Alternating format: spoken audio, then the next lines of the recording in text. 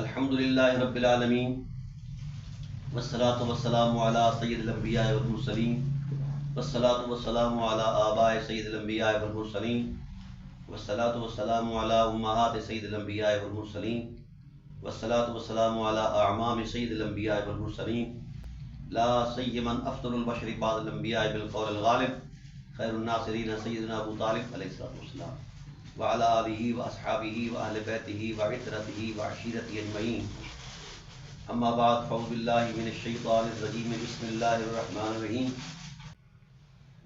اور پھر یہ تسلسل کربلا تک جاری رہا۔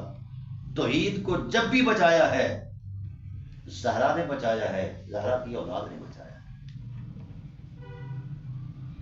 دین کو، اسلام کی حرمت کو جب بھی وقار دیا ہے یا زہرا پاک نے دیا ہے یا زہرا کے بچوں نے دیا ہے۔ یہ قدرت کا انتخاب ہے، یہ مذہب کا تصور نہیں ہے۔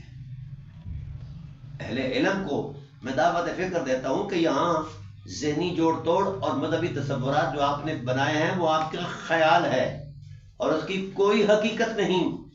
قرآن کی نصوص پر آ جاؤ۔ جب قرآن ان کو حجت الہی کہتا ہے، آپ کون ہیں؟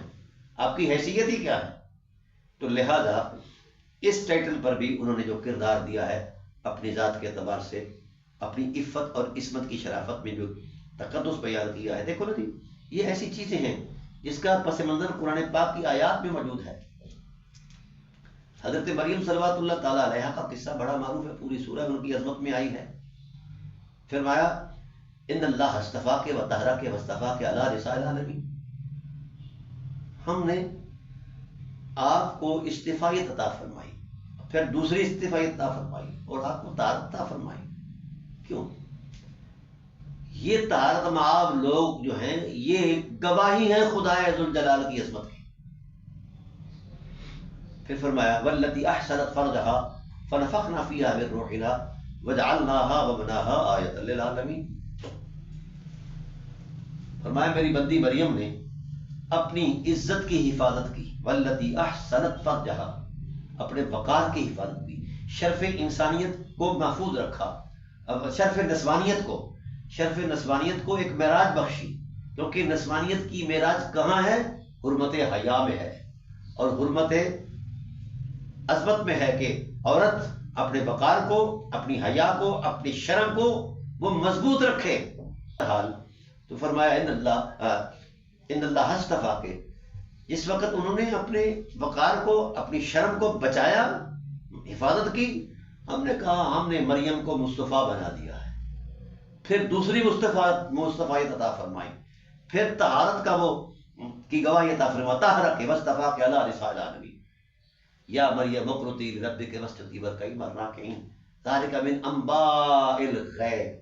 حبیب قصہ مریم ہم نے بطور داستان سرائی نہیں، ہم چاہتے ہیں کہ وقار دین کے لیے جب اس وقت مریم کی حرمت اور عصمت معیار بن کر آئی ہیں تو اس دین کو بچانے کے لیے بھی اس زمانے کی مریم جو ہے وہ حضرت زہرا ہے صلوات اللہ تعالی علیہا، مریم زمان، ان کو لایا جائے اس مقابلے کے اندر، اس اپنے مباہلے کے اندر، تو پھر دیکھو تماشا کیا ہوتا ہے، پھر ہم کیا کرتے ہیں۔ تو میں یہاں یہ ایک پیغام دینا چاہتا ہوں کہ رسول اللہ کی بیٹی کا حیا اگر کوئی کافر بھی کرے تو وہ دنیا میں قائم رہتا ہے۔ آج بھی عیسائی کتنے ہیں، بے شک کافر ہیں، بے شک ان کو جو کچھ مرضی کہو، ٹھیک ہے، لیکن اس حیا نے عیسائیت کے وجود کو دوام بخشا اور آج تک موجود ہے۔ اور جن لوگوں نے رسول کی بیٹی کا حیا نہیں کیا ان کو کوئی دوام نہیں ہے، نہ ان کا کوئی وقار ہے۔ تو اس لیے حضرت زہرا پاک اللہ کی حجت بن کر آئی ہیں۔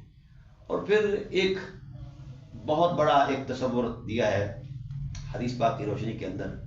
میں وہ روایتی فضائل کی طرف نہیں آنا چاہتا کیونکہ یہ ہر بندے کے زبان زد عام ہے، میں ان حقائق کو پیش کرنا چاہتا ہوں جو حضرت زہرا پاک صلوات اللہ تعالیٰ علیہا کے لیے قرآن نے بیان فرمائے ہیں۔ ہم تو چند چیزوں پر اکتفا کر کے بیٹھ جاتے ہیں کہ آپ پاک بی بی ہیں، آپ فلاں ہیں، آپ فلاں ہیں بظاہر رسول، ہاں اس میں کوئی شک نہیں، میرا ان پر ایمان ہے، لیکن حضرت زہرا پاک ان چند معروضی باتوں سے بہت بلند ہیں.